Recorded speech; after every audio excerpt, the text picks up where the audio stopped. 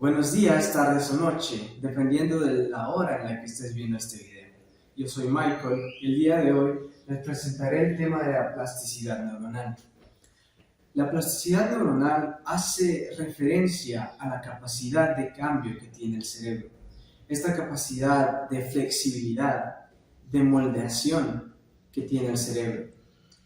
Estos cambios pueden darse a nivel molecular, estructural o funcional, y representan cambios en la expresión genética y el comportamiento. Esta plasticidad se puede definir según el efecto temporal que tiene. En este caso serían la plasticidad a corto plazo, la plasticidad homeostática y la plasticidad a largo plazo. Cada una de estas teniendo diferentes funciones a nivel temporal.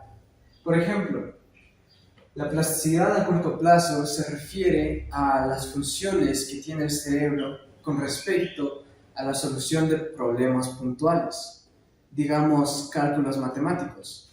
En este caso, una solución a un problema matemático no se nos quedará en la cabeza de manera concreta, pues más sin embargo sí se nos quedará el procedimiento de la solución, no la solución en sí. La plasticidad homeostática, la cual se refiere a la potenciación de las conexiones entre distintas áreas del cerebro. Esto quiere decir la potenciación o el reforzamiento de conocimiento que ya tenemos en el cerebro, a la cual se le añade más información. Y por último, tendríamos la plasticidad a largo plazo. Este tipo de plasticidad se refiere a los procesos de memoria y aprendizaje, en la cual almacenamos los conocimientos dentro de nuestra cabeza por un tiempo prolongado.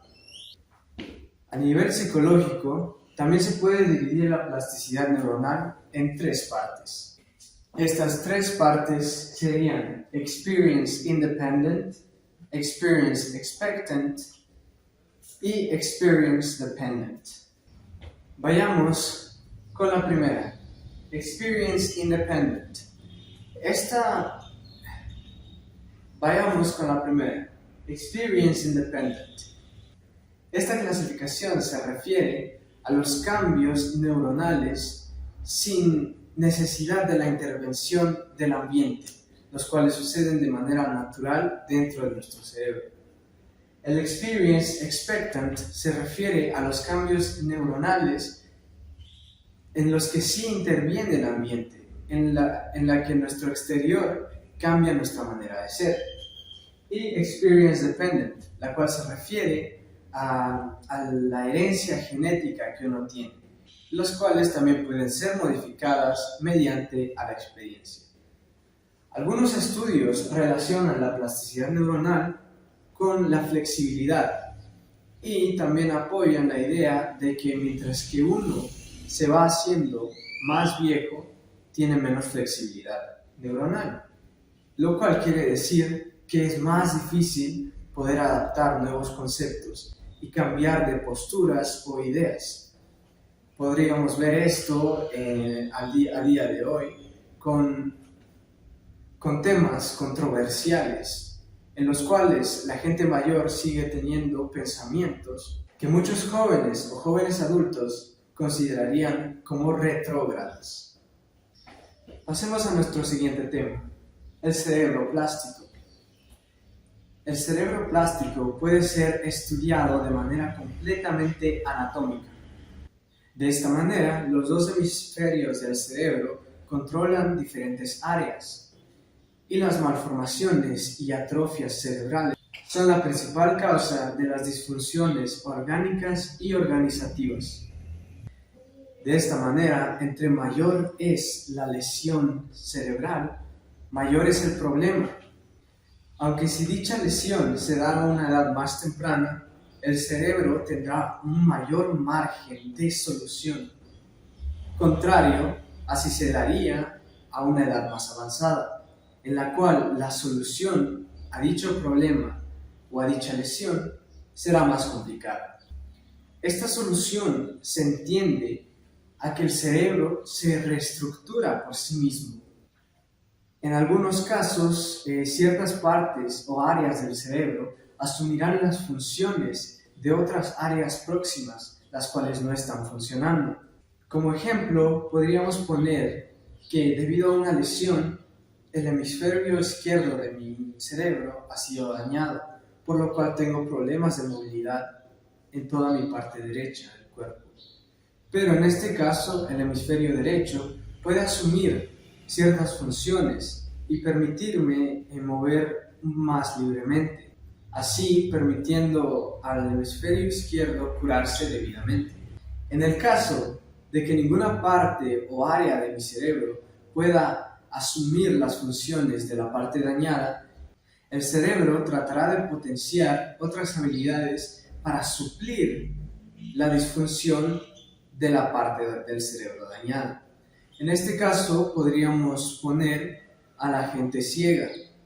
La vista es algo que no puede suplirse de manera sencilla.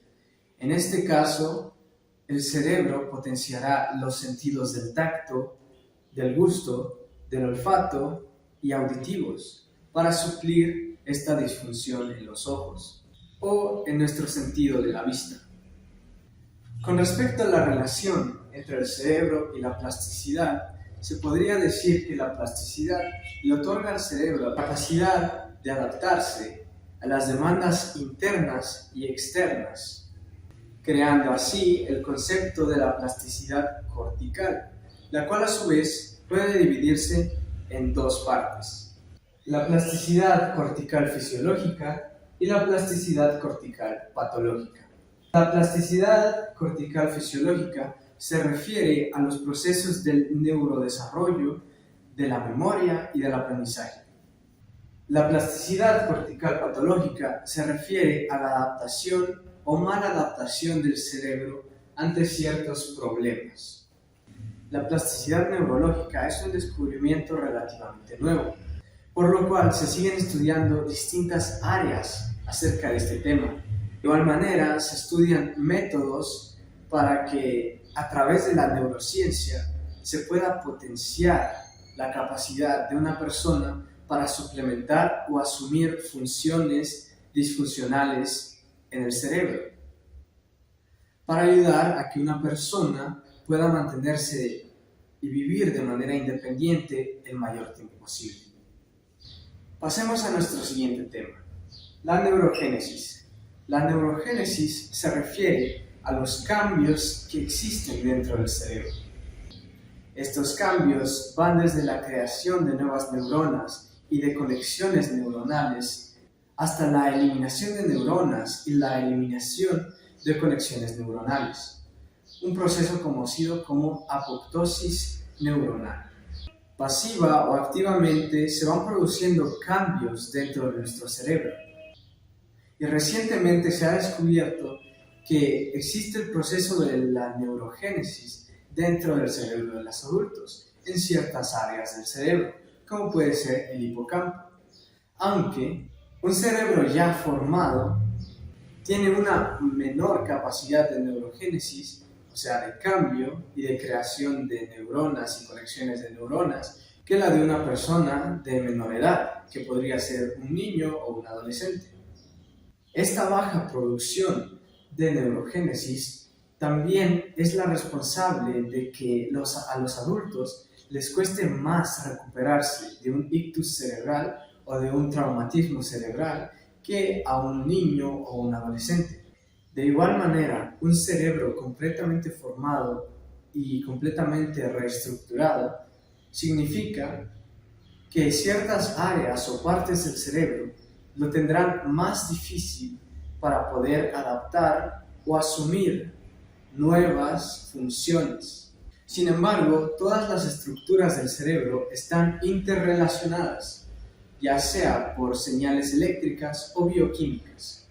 La diferencia entre estos dos tipos de señales es que las señales eléctricas se dan en un corto espacio y son prácticamente inmediatas. En cambio, las señales bioquímicas son las que viajan a grandes distancias dentro del cerebro y las que conectan varias partes del cerebro. Para estas señales eléctricas y bioquímicas existe toda una batería de hormoneuronas, las cuales son las encargadas de la regulación cerebral, las cuales comunican a todas las partes y áreas del cerebro mediante a la activación y la inhibición, excitación e inhibición de los funcionamientos del cerebro.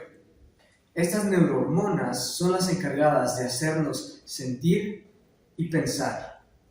Sin embargo, un desequilibrio hormonal, en este caso la sobreproducción, la disminución, el bloqueo o la hipersensibilización de los receptores de estas hormoneuronas, pueden producir un alteramiento significativo a las capacidades motoras y cerebrales del cuerpo humano. Hablemos ahora de los neurotóxicos y la apoptosis neuronal. Los neurotóxicos son tóxicos que las personas consumimos mediante al alcohol o a las drogas, las cuales se encargan de matar neuronas y conexiones neuronales sin importar la utilidad de estas. En cambio, la apoptosis neuronal es el proceso natural que tiene nuestro cerebro para decidir eliminar ciertas neuronas o conexiones neuronales dependiendo de la función y la utilidad de estas. Pongamos de ejemplo una operación matemática a la cual hemos encontrado solución, pero que usemos de una manera puntual y que no necesitaremos usar recurridamente.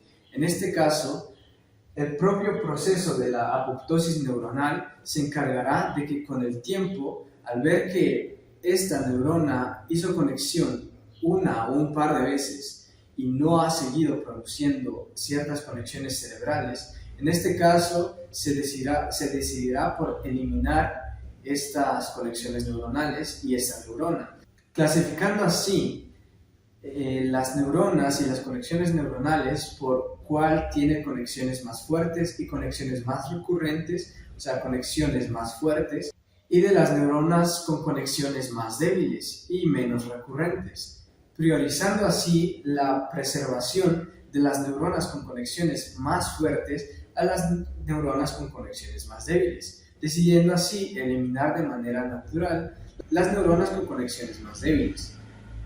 Dicho contrario a los neurotóxicos, las cuales, como he dicho anteriormente, eliminarán varias neuronas y conexiones neuronales sin importar la utilidad o la frecuencia con la que estas neuronas han tenido conexiones neuronales con otras.